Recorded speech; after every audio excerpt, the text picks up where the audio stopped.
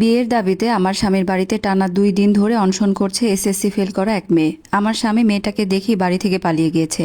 মেয়েটার দাবি হলো আমার স্বামী তার সাথে নাকি 1 বছর ধরে প্রেম করেছে, এই জন্যই নাকি সে এসএসসিতে ফেল করেছে। মেয়েটির বাবা তার অন্য জায়গায় বিয়ে ঠিক করেছে, কিন্তু সে অন্য জায়গায় বিয়ে করবে না। বিয়ে করলে আমার স্বামীকেই নাকি করবে। আমার স্বামীর জন্যই নাকি সে ফেল করেছে। আমার এখন 6 মাসের বাচ্চা কোলে। আমিও কান্না করছি, আমার স্বামী তাহলে আমাকেও ঠকালো। তখন আমার স্বামী ফোন দিল। প্রথমে রিসিভ করতে চাইনি, দ্বিতীয়বার রিং হওয়ার পর বাচ্চা কোলে নিয়ে ফোনটা ধরলাম। ফোন ধরেই সে বলা শুরু করলো, বিশ্বাস করো রিমি, আমি ওই মেয়েটার সাথে প্রেম করিনি, জাস্ট কথা বলেছি। মেয়েটি আমার দোকান থেকে কসমেটিক নিত, তাই তার সাথে শুধু কথা বলেছি। আমি তখন রাগে চিৎকার করে বললাম, চুপ কর, তুই যদি প্রেম না করে থাকিস তাহলে বাড়ি ছেড়ে পালালি কেন? তাহলে তোর এত ভয় কেন? আমার চিৎকার শুনে রাফি ফোনটা কেটে দিল। আমি দরজা আটকে শ্বশুর শাশুড়ির সামনে মেয়েকে কোলে নিয়ে কান্না করতে লাগলাম। আর দরজার বাইরে ওই মেয়েটা বসে আছে, এখনো যাচ্ছে না। অনেক মানুষ এসে দেখে যাচ্ছে। বাচ্চাটা আমার বুকের মধ্যে হাঁসফাঁস করে কাঁদছে। আমার চোখ দিয়েও অঝরে জল ঝরছে, যা থামানোর কোনো ক্ষমতা আমার নেই। 6 মাসের এই নিষ্পাপ মুখটার দিকে তাকালে আমার কষ্ট যেন আরো বেড়ে যাচ্ছে। যে মানুষটাকে নিজের জীবন ভেবে এত বিশ্বাস করেছিলাম, সেই রাফি আমাকে এইভাবে এত বড় একটা ধোঁকা দিল। শ্বশুর শাশুড়ি ঘরের কোণে মাথা নিচু করে বসে আছেন। রাফির মা আমার শাশুড়ি বারবার চোখের জল মুছছেন, আর শ্বশুর মহাশয় লজ্জায় মুখ তুলে আমার দিকে তাকাতে পর্যন্ত পারছেন না। যেই সন্তানকে তারা বিশ্বাস করতেন, সেই সন্তানই আজ পুরো গ্রামের সামনে পুরো পরিবারকে ধুলোয় মিশিয়ে দিয়ে পালিয়ে গেল। বাইরে তখন লোকজনের শোরগোল আরো বাড়ছে। গ্রামের মানুষ কোনো তামাশা দেখতে ছাড়বে না, এই যেন তাদের জন্য বিনামূল্যে এক বিনোদনের ব্যবস্থা হয়েছে। দরজার ওপাশে বারান্দায় বসে থাকা মেয়েটার কান্নার আওয়াজ মাঝে মধ্যেই ভেসে আসছে। সে নাকি এসএসসি ফেল করেছে রাফির ভালোবাসার কষ্টে। রাফি নাকি তাকে কত স্বপ্ন দেখিয়েছে, আর এখন যখন মেয়েটার পরিবার তাকে অন্য কোথাও বিয়ে দেওয়ার চেষ্টা করছে, তখন সে সোজা আমাদের ভিটে বাড়িতে এসে চড়াও হয়েছে। টানা 2 দিন ধরে না খেয়ে এক কাপড়ে আমাদের বারান্দায় বসে আছে সে। বাইরের মানুষের হাজারো ফিসফিসানি আর আলোচনা কানে আসছে। দেখেছো কাণ্ড, ছেলেটা বউ বাচ্চা রেখে অন্য মেয়ের সাথে চটপটে প্রেম করে বেড়াতো, আর কসমেটিকের দোকান দিয়ে শুধু সেজেছিল। আহা, বউটার কষ্ট দেখো, কোলে 2 দিনের বাচ্চা আর স্বামী অন্য মেয়ের চক্করে বাড়ি ছেড়ে ফেরারি। কথাগুলো তীর হয়ে আমার গায়ে বিচ্ছে। রাফি আমাকে বলেছিল সে শুধু কথা বলতো। কসমেটিক বিক্রি করার ছলে যে একটা আস্ত সংসার আর বিশ্বাস বিক্রি করে দেওয়া যায় তা আমার জানা ছিল না। যদি কোনো অন্যায় না করবে, তবে আজ মেয়েটা বাড়িতে আসতেই সে কেন পেছনের দরজা দিয়ে পালালো? সত্যের জোর থাকলে তো মুখোমুখি দাঁড়িয়ে অস্বীকার করত, পুলিশের ভয় দেখাতো, নাকি এইভাবে অপরাধীর মতো ভেগে যেত? আমার শাশুড়ি কাছে এসে নিচু গলায় বললেন, বৌমা দরজাটা একটু খোলো। মেয়েটাকে এভাবে গ্রামের লোকজনের সামনে রেখে দিলে আমাদের মান সম্মান কিছুই থাকবে না। তুমি তো লক্ষ্মী মেয়ে, বোঝো একটু। আমি কাঁদতে কাঁদতেই শাশুড়ির দিকে তাকালাম। আমার গলা দিয়ে আর নরম কোনো স্বর বের হলো না। বিষাক্ত এক ক্ষোভ চেপে বললাম, মা, আপনারা কোন সম্মানের কথা বলছেন? যে সম্মান আপনার ছেলে 2 দিন আগে ধুলে মিশে এসেছে, সেই সম্মান বাঁচানোর দায় কি এখন আমার?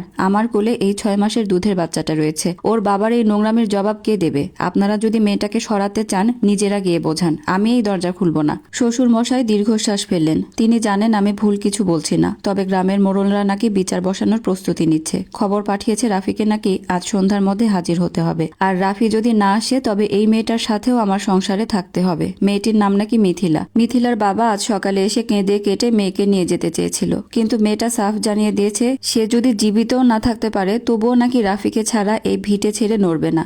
তার জীবন নাকি ধ্বংস করে দিয়েছে রাফি, পড়াশোনা শেষ করে দিয়েছে। এখন তাকে গ্রহণ না করলে সে নাকি গাছের সাথে দড়ি ঝুলিয়ে নিজেও ঝুলে পড়বে। ঘরের মধ্যে আমি আর আমার নিষ্পাপ বাচ্চাটা এক অচেনা অন্ধকারের মুখোমুখি। 6 মাসের বাচ্চাটা কিছুই বোঝে না, খালি আমার বুকের ওপর মাথা রেখে হালকা করে কেঁদে উঠেছে। হয়তো আমার বুকের ধুকধুকানি আর ভেতরের অস্থিরতা ও টের পাচ্ছে। হঠাৎ বারান্দা থেকে মিথিলার চড়া গলা ভেসে এলো, রাফি যদি না আসে তবে আমি এই ঘরে নিজের শরীরে নিজে আগু দেব। বাইরে মানুষের চিৎকার আরো বেড়ে গেল। আমি বুঝতে পারছিলাম না, আমি কি নিজের বাচ্চার হাত ধরে এই বিষাক্ত জায়গা ছেড়ে বাপের বাড়ি চলে যাব, নাকি এখানে দাঁড়িয়ে রাফি নামক বিশ্বাসঘাতকটার শেষ পরিণতি দেখে ছাড়বো। রাফি ফোনটা কেটে দেওয়ার পর আর ফোন দেয়নি। সে এখন কোন গর্তে লুকিয়ে আছে কে জানে, কিন্তু পরিস্থিতি যা দাঁড়াচ্ছে এই ঝড় সহজে থামার নয়। বাইরের মানুষের হইচই আর মিথিলার হুমকির শব্দে ঘরের ভেতরের বাতাস যেন আরো ভারী হয়ে উঠল।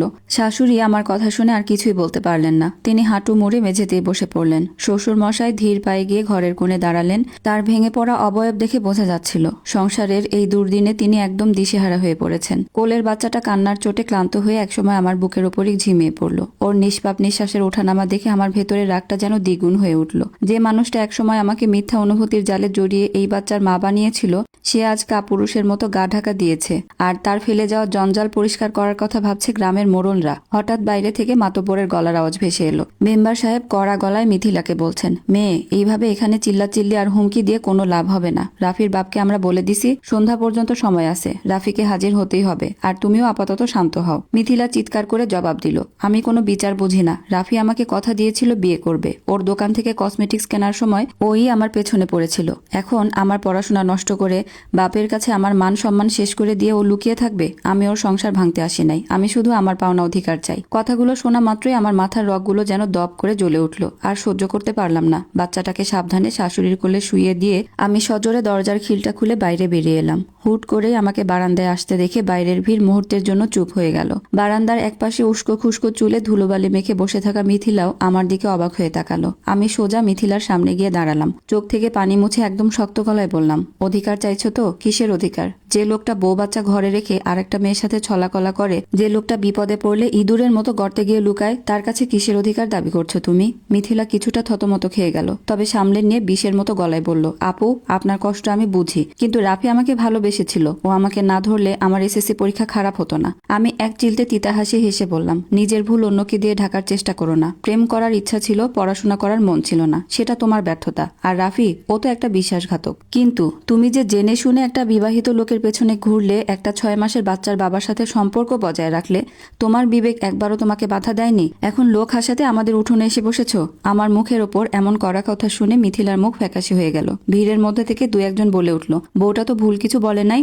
রাফি বদমাইশ হতে পারে, কিন্তু মেয়েটাও তো কম সুবিধাজনক না। ঠিক তখনই উঠোনে এসে ঢুকলো এলাকার মেম্বার আর কয়েকজন মুরব্বী। তাদের পেছনে রাফির এক বন্ধুকে দেখা গেল, যার হাতে রাফির মোবাইল ফোন। মেম্বার সাহেব আমার দিকে তাকিয়ে বললেন, বৌমা, তুমি ঘরে যাও, আমরা বিষয়টা ফয়সালা করছি। রাফির ফোন পাওয়া গেছে, ওর বন্ধুর সাথে যোগাযোগ হয়েছে। রাফি এখন থানায় আছে। থানার কথা শুনতেই সবাই চমকে উঠল। শাশুড়িও ঘর থেকে বের হয়ে এলেন। মেম্বার সাহেব বুঝিয়ে বললেন, রাফি ভয়ে পালায় নাই। মিথিলা যখন নিজেকে শেষ করে দেওয়ার হুমকি দিয়ে এই বাড়িতে এসে বসেছিল, তখন রাফি সোজা থানায় গিয়েছিল মিথিলা আর তার পরিবারের বিরুদ্ধে ব্ল্যাকমেইলিং আর অনধিকার চর্চার জিডি করতে। কারণ মিথিলার বাবা নাকি গতকাল রাফিকে হুমকি দিয়েছিল তাকে তুলে নিয়ে জোর করে বিয়ে দেবে। কথাটা শুনে মিথিলার চেহারার রং মুহূর্তেই বদলে গেল। সে লাফিয়ে উঠে বলল, সব মিথ্যে। রাফি আমাকে ফাঁসানোর চেষ্টা করেছে, কিন্তু আমি আর সেখানে দাঁড়িয়ে নাটক দেখার প্রয়োজন বোধ করলাম না। রাফি থানায় গিয়ে জিডি করুক আর যাই করুক, আমার কাছে তার আসল রূপ প্রকাশ পেয়ে গেছে।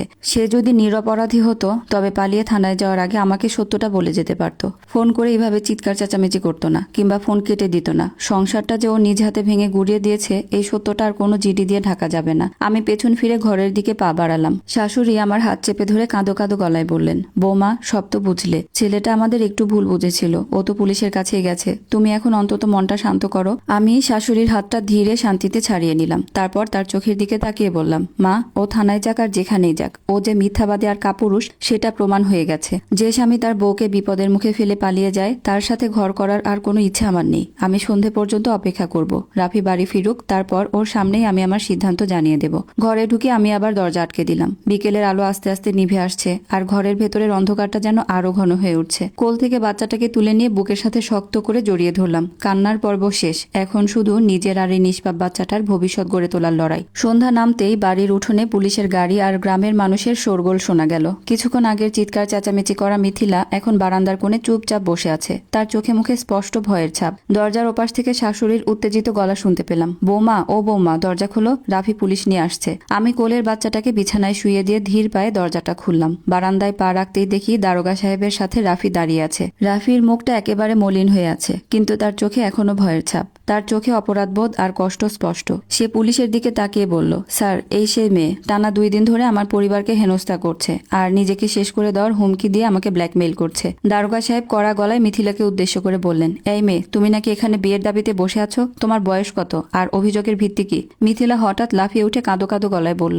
আঙ্কেল, রাফি আমাকে মিথ্যে ভালোবাসার জালে ফাঁসিয়েছে। ও আমার জীবন নষ্ট করে দিয়েছে। রাফি এগিয়ে এসে মিথিলার ঠিক সামনে দাঁড়ালো। তার গলা দিয়ে যেন ক্ষোভ ফেটে বের হলো। মুখ সামলে কথা বলো মিথিলা, আমি তোমাকে ভালোবাসার কথা কোথায় বলেছি? একটা প্রমাণ দেখাও। কোন দিন, কোন সময়ে আমি তোমাকে বলেছি যে আমি তোমাকে বিয়ে করব? সবার সামনে বলো। মিথিলা থতমত খেয়ে গেল। সে তোতলামো করে বলল, কেন, তুমি আমাকে শাড়ি কিনে দাওনি? লিপস্টিক কসমেটিক গিফট করো নাই? ঘন্টার পর ঘন্টা দোকানে আমার সাথে কথা বলো নাই? রাফি গ্রামের মোড়লদের দিকে তাকালো। শুনলেন আপনারা, আমি কসমেটিক্সের দোকান চালাই। ও প্রতিদিন দোকানে এসে ঘন্টার পর ঘন্টা বসে থাকতো। কাস্টমার ধরে রাখার জন্য আমি ওর সাথে হেসে কথা বলেছি। দু একটা সাধারণ গিফট হয়তো দিয়েছি, যা অন্য অনেক চেনা কাস্টমারকেই দেয়া হয়, কিন্তু আমি কখনো ওর সাথে প্রেমের অভিনয় করিনি। বিয়ের কথা তো বহু দূরের কথা। দারোগা সাহেব মিথিলার দিকে তাকিয়ে বললেন, তোমার কাছে আর কোনো মেসেজ, কোনো রেকর্ড বা প্রমাণ আছে যেখানে রাফি তোমাকে বিয়ের কথা দিয়েছে? মিথিলা মাথা নিচু করে চুপ করে রইল। তার কাছে দেওয়ার মতো কোনো উত্তর ছিল না। রাফি কড়া গলায় বলে উঠল, তুমি পড়াশোনা করনি, এসএসসি ফেল করেছো। সে দায় এখন আমাদের ঘাড়ে চাপিয়ে নিজের পরিবারের কাছে ভালো সাজতে চাইছো? কাল রাতে তোমার বাবা আমাকে ফোন দিয়ে বলেছে, আজ না আসলে আমাকে জোর করে তুলে নিয়ে গিয়ে বিয়ে দেবে তোমার সাথে। আমি কি এই চক্রান্ত বুঝি না ভাবছো? সেজন্য আমি সোজাই থানায় গেছি। গ্রামের মানুষের মধ্যে এতক্ষণ ধরে জমতে থাকা ফিসফিসানি এবার মিথিলার দিকে ঘুরে গেল। দেখেছো কাণ্ড? মেয়েটা তো ছেলেটার পেছনে আঠার মতো লেগেছিল। পরীক্ষায় ফেল করে এখন সে দায় অন্যের ঘাড়ে চাপাইতে চাইছে। দারোগা সাহেব মিথিলাকে হুঁশিয়ারি দিয়ে বললেন, পরের সংসারের শান্তি নষ্ট করা আর এইভাবে কারো বাড়িতে উঠে এসে নিজেকে শেষ করে দেওয়ার হুমকি আইনত অপরাধ। এখনই উঠে বাড়িতে যাও, নয়তো সরকারি কাজে বাধা আর ব্ল্যাকমেইলিং এর অভিযোগে তোমাকেই থানায় নিয়ে যাব। মিথিলার আর কিছুই বলার সাহস ছিল না। অপমানে আর লজ্জায় চোখ দিয়ে পানি ফেলতে ফেলতে সে গ্রামের মানুষের ভিড় ঠেলে বের হয়ে গেল। উঠানের সব ঝামেলা মিটে গেল। পুলিশ আর গ্রামের মানুষও আস্তে আস্তে বিদায় নিল। কিন্তু আমাদের ঘরের ভেতরের ঝড়টা কি আদৌ থামলো? সবাই চলে যাওয়ার পর রাফি ধীর পায়ে ঘরের ভেতরে ঢুকলো। আমার সামনে এসে দাঁড়াতেই তার চোখ দিয়ে পানি গড়িয়ে পড়লো। সে নিচু গলায় বলল, রিমি, আমাকে মাফ করে দাও। আমি পালিয়ে যাইনি, থানায় গিয়েছিলাম যেন তোমাকে আর এই পরিবারকে চিরতরে এই ঝামেলা থেকে বাঁচাতে পারি। কিন্তু ফোন কেটে দেওয়া আর তোমাকে সব না বুঝে যাওয়াটা আমার চরম ভুল ছিল। আমি রাফির দিকে তাকালাম। তার নির্দোষ হওয়ার স্বস্তি একদিকে, আর অন্যদিকে বিপদের সময় আমাকে এইভাবে একা রেখে যাওয়ার যন্ত্রণা। এই দুটো অনুভূতি আমাকে একসাথে কুড়ে কুড়ে খাচ্ছে। আমি বাচ্চার দিকে চোখ ফিরিয়ে নিয়ে শান্ত গলায় বললাম, তুমি মিথিলার কাছে নির্দোষ প্রমাণিত হয়েছো রাফি, কিন্তু আমার বিশ্বাসের কাছে তুমি কতটা সত্যি থাকতে পারলে? আসসালামু আলাইকুম। আপনাদেরকে এতক্ষণ একটা সংগৃহীত গল্পের প্রথম অংশ পড়ে শোনাচ্ছিলাম। খুব শীঘ্রই গল্পের শেষ পর্ব আপনাদের সাথে শেয়ার করব। আল্লাহ হাফিজ।